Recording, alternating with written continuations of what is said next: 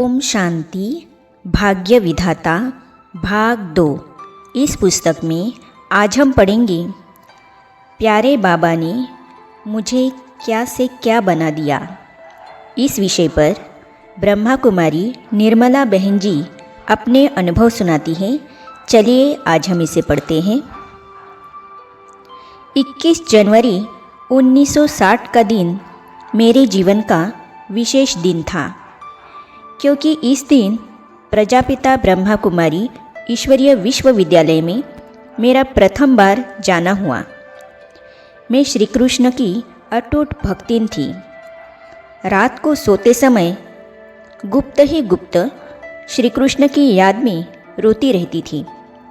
मन ही मन श्री कृष्ण को याद करते करते प्रार्थना करती रहती थी कि मुझे अपनी बांसुरी बना लो, गौ बना लो, मुझे अपने साथ ले लो। मैं श्री कृष्ण से मिलने को तड़पती ही रहती थी। उस समय सेवा केंद्रों पर आज की तरह बाप दादा का चित्र या योग कक्ष या विभिन्न प्रकार के आध्यात्मिक चित्र तो होते नहीं थे। जब मैं आश्रम पर पहुंची तो बहनों ने मुझे ज़बानी ही ज्ञान की आधारभूत बातें बतानी शुरू कर दी, जैसे कि आप आत्मा हैं, आत्मा परमधाम से आई है, परमात्मा पिता ज्योति बिंदु स्वरूप हैं, आप उनको याद करो, वही भगवान हैं। बहनों ने मुझे परमात्मा शिव और श्री कृष्ण का अंतर समझाकर बताया कि देखो, वह निराकार है और यह 16 कला संपूर्ण देवता है। मेरे मन में शंका होने लगी और मैंने सोचा कि ये श्री कृष्ण को भगवान तो मानते नहीं हैं, मैं नहीं जाऊंगी। मैं हूँ कालों का काल, आ चुका हूँ। कुछ ही दिनों बाद एक सायंकाल मैं घर में अंगीठी के सामने बैठी थी। तभी मैंने देखा कि एक प्रकाश पुंज आया और जैसे मेरे में समाया और मुझे ही मेरे मुख के माध्यम से कहने लगा, मैं निराकार हूँ, आ चुका हूँ, मैं कालों का काल हूँ। मैं सभी को वापस घर ले जाने को आया हूँ। मेरी श्रीमत पर पवित्र बनो, नहीं पवित्र बनोगे तो धर्मराज के रूप में सजा देकर अपने साथ ले जाऊंगा। मैं बूढ़े ब्रह्मा तन में आकर सत्यनारायण की सच्ची कथा सुना रहा हूँ। फिर तो मुझे अनेक दिव्य अनुभव होने लगे। जैसे कभी लगता कि एक तेजस्वी वृद्ध आया और मुझे जगाकर कहने लगा, चलो आश्रम। मैंने पुनः आश्रम जाना शुरू कर दिया। ध्यानी दादी जी ने मुझे प्रजापिता ब्रह्मा का परिचय दिया कि यही तो भगवान शिव के साकार माध्यम और सृष्टि के आदि पिता है।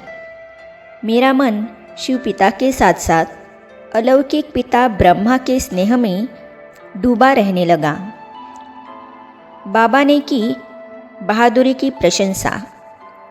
उन दिनों बाप दादा अधिकतर महावाक्यों में ईश्वरीय सेवा की खूब प्रेरणाएं देते रहते थे।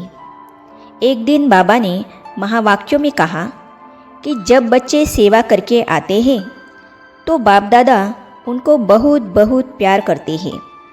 हमने निश्चय किया एक सेवा केंद्र खोलकर ही मधुबन सन्मुख मिलने जाएंगे। ड्रामानुसार मेरी लौकिक बहन जालंधर में रहती थी। उन्हीं दिनों उनका बच्चा छत से गिरकर शरीर छोड़ गया। बच्चे के वियोग में वह दुखी और अशांत थी। हमने उसको अपने पास आने का निमंत्रण दिया और वह भी हमारे साथ प्रतिदिन सेवा केंद्र पर ज्ञानामृत पान करने लगी।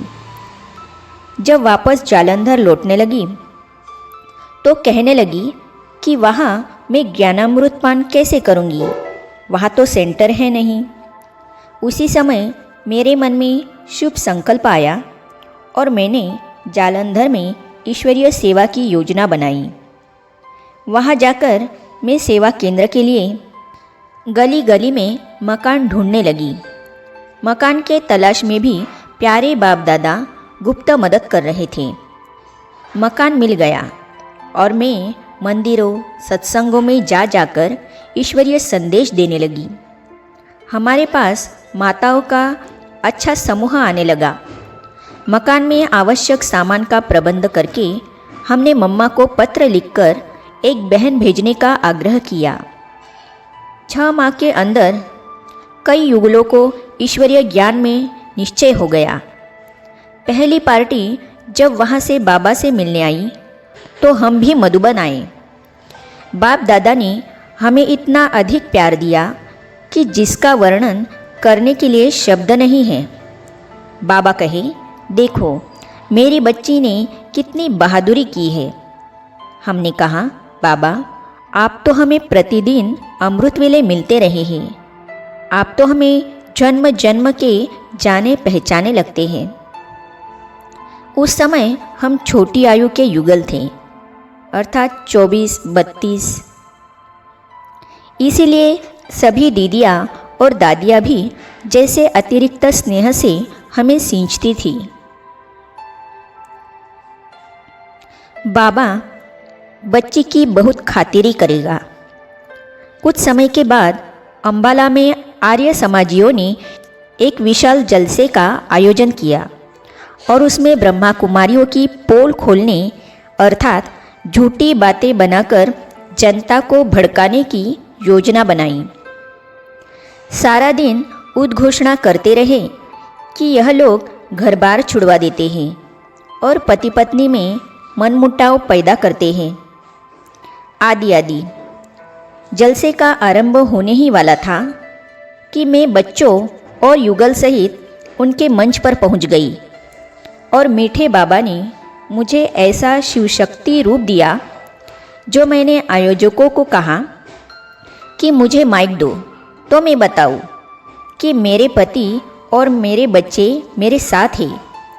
हम खुशी से अपने गृहस्थ व्यवहार में रह रहे हैं और हमारा जीवन पहले से कई गुना अच्छा हो गया है। ब्रह्मा कुमारियों की सच्ची सेवा का मैं सबूत हूँ। मेरा घर बार तो सुख शांतिमय है। मेरी बातें सुनकर सामने बैठी जनता में खलबली मच गई और उन्होंने भी आयोजकों को कहना आरंभ कर दिया कि चैलेंज अर्थात चुनौती दिया है तो चांस अर्थात मौका दो। लेकिन आयोजक मुझे माइक देने को तैयार नहीं थे। जनता उठ उठ कर घरों को लौटने लगी और उनके झूठे प्रचार का पर्दाफाश हो गया। मैंने इस सारी सेवा का विस्तार से समाचार लिखकर बाप दादा के पास भेजा। बाबा का अति प्रेम भरा पत्र मुझे आया कि मधुबन आओ तो बाबा बच्ची की बहुत खातिरी करेगा। बच्ची ने ऐसी बहादुरी की जो वहाँ मंच पर पहुँच गई। हमने कहा, बाबा आप ही तो सब कुछ करवाते हो और फिर हम बच्चों की महिमा कर हमें ही आगे कर देते हो। बाबा आपको विलायत भेजता। मुझे जैसे भक्ति में श्री कृष्ण की खींच रात दिन होती थी, वैसे ज्ञान मार्ग में प्यारे बाप दादा के स्नेह में कई बार रात रात भर नींद नहीं आती थी। एक दिन अमृत वेले बाप दादा मधुबन में झूले पर बैठे थे। मैं भी जाकर साथ में बैठ गई। प्यारे बाबा ने पूछा, बच्ची तुमको अंग्रेजी आती है? मैंने कहा, बाबा टूटी फूटी आती है। प्यारे बाबा ने तुरंत कहा, बच्ची तुमको अंग्रेजी आती तो बाबा तुमको विलायत भेजता। उस समय मुझे लगा जैसे बाबा ने मेरी बुद्धि में इतनी दिव्य शक्ति भर दी है जो मैं किसी को भी ईश्वरीय संदेश बिना झिझक के दे सकती हूँ। प्यारे बाबा के वरदान अनुसार मुझे बाबा के अव्यक्त होने के बाद बेटे के निमंत्रण पर जर्मनी जाने का मौका मिला। वहाँ भी बहनों के साथ मिलकर ईश्वरीय संदेश देने, अनुभव सुनाने तथा भोग के संदेशों द्वारा सेवा करने का सुअवसर मिला। दादी जानकी जी से हमारा स्नेह का गहरा संबंध रहा। यूके के विभिन्न स्थानों पर दैवी भाई बहनों से अनुभव की लेन देन करने के भी हम निमित्त बने। विदेशी भाई बहनों को जब साकार बाबा मम्मा के चरित्र सुनाते थे तो उनकी आंखों से स्नेह के मोती टपकते थे।